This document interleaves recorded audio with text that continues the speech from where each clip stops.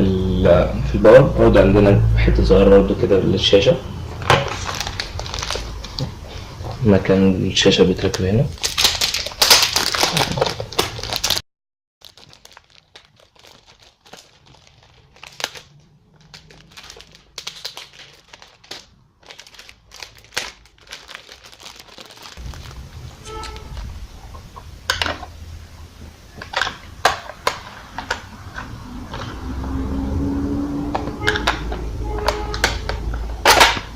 دي بتبقى للتثبيت على الحيطة.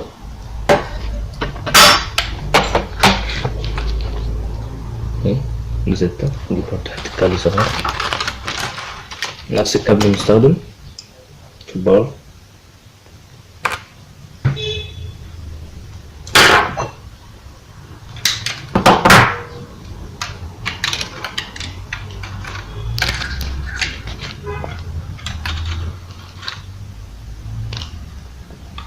الكابل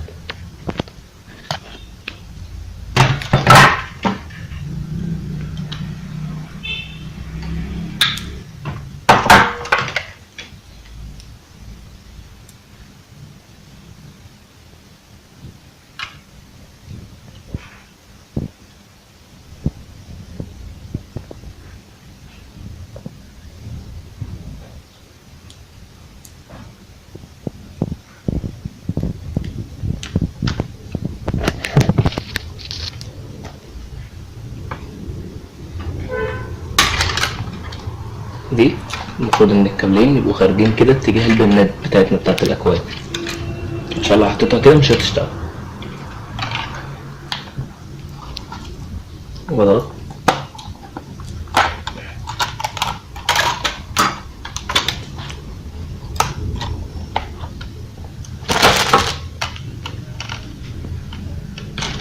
من الناحية التانية برضه من ناحية الباور.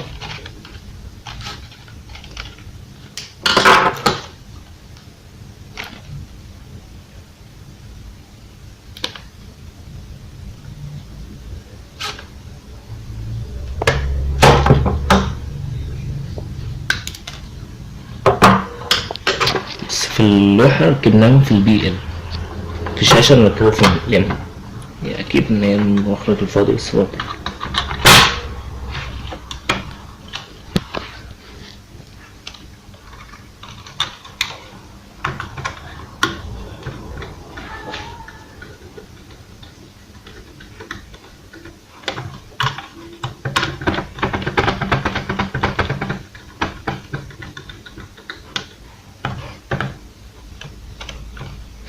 كده عندي وصلت اللوحة والشاشة بالبنص. عندي بقى كمان برضه نفس الماركة برضه بنفس الفرعتين، بس بدل ما الكالون بيوصل على البار يوصل على اللوحة على طول. شوف كده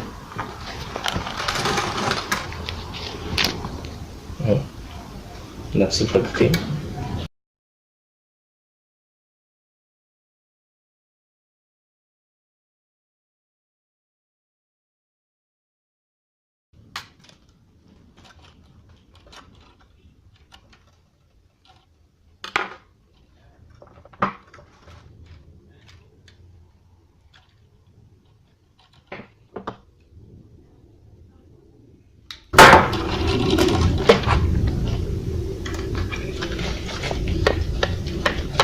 الكلام هوصله في السي في ماينس والسي في موجب، بس برضه ما عنديش تحديد كوباية، أي فردتين أي فردة في أي مكان.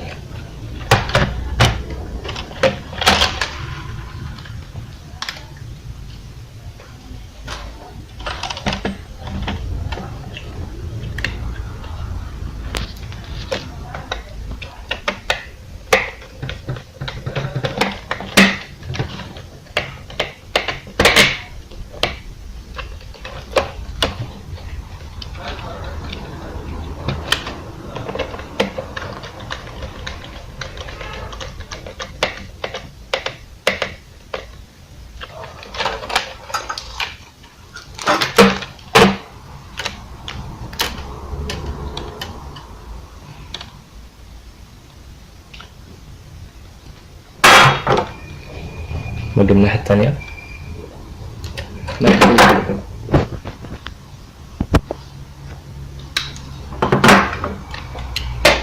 اللي هي الزر المسمارين دول اللي بوصل.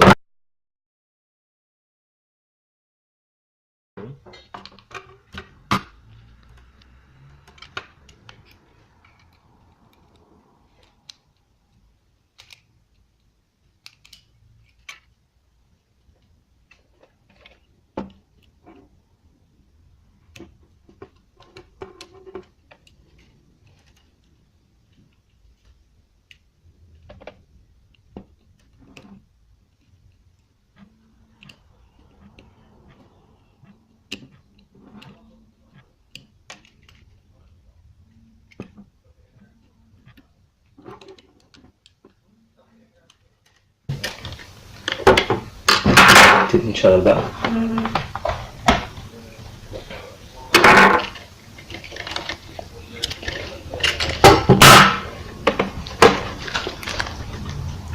عندي كده الشاشة، اللوحة اشتغلت وكمان الشاشة شغالة. هقفل ده.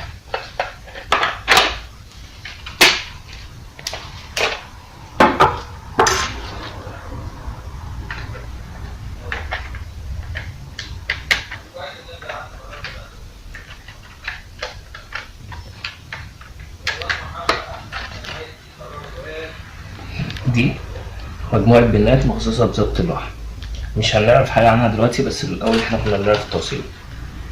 يعني دي محتاجة برضو فيديو تاني. هنا كده البنات، هم عندي 3 بنات في اللوحة، نفس برضو البنات اللي موجودة في الشاشة وموجودة في الشاشة الكبيرة. دي عشان لو عندي عدد مثلا معين من الأزرار وحابب أحدد الأزرار اللي هتشتغل عليها وأيا كانت اللوحة هتشتغل مهمها ازاي كده. مش عايزينها تاني.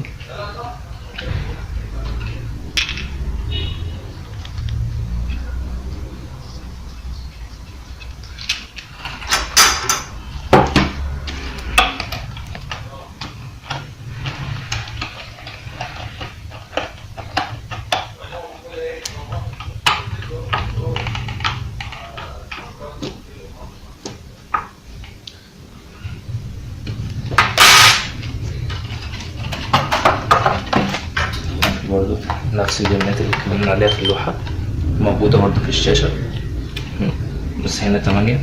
يبقى عندي طبعا بعدد الشاشات ممكن يوصل لحد 255 شاشة.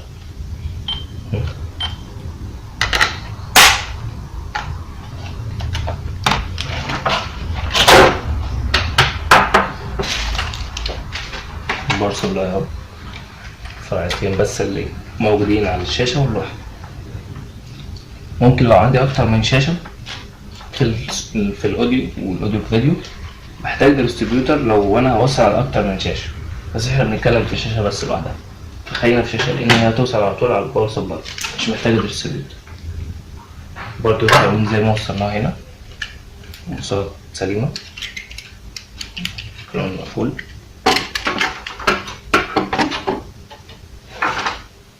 نفتح الشاشة عشان هي مش مربوطة. لو أنا عندي شاشة واحدة هتشتغل على زر واحد، أنا ممكن أشغلها ديناميك، هي تشتغل عادي وهترن ومفيش أي مشاكل، لأن هو بيبقى ده الظبط بتاع اللي هي واخدة أي بي أدرس 0، هترن بمجرد ما رن هنا على الزر ده على طول على الشاشة هترن. هنجرب كده.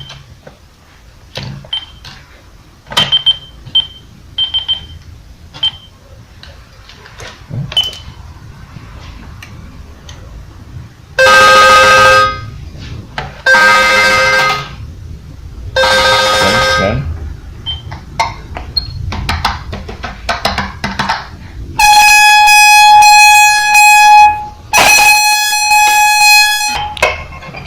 هنجرب تاني عشان نفتح الكروت.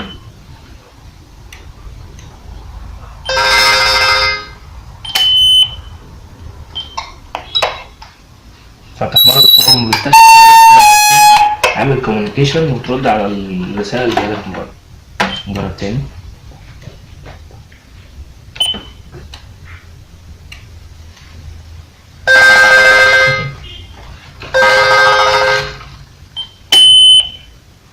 تمام.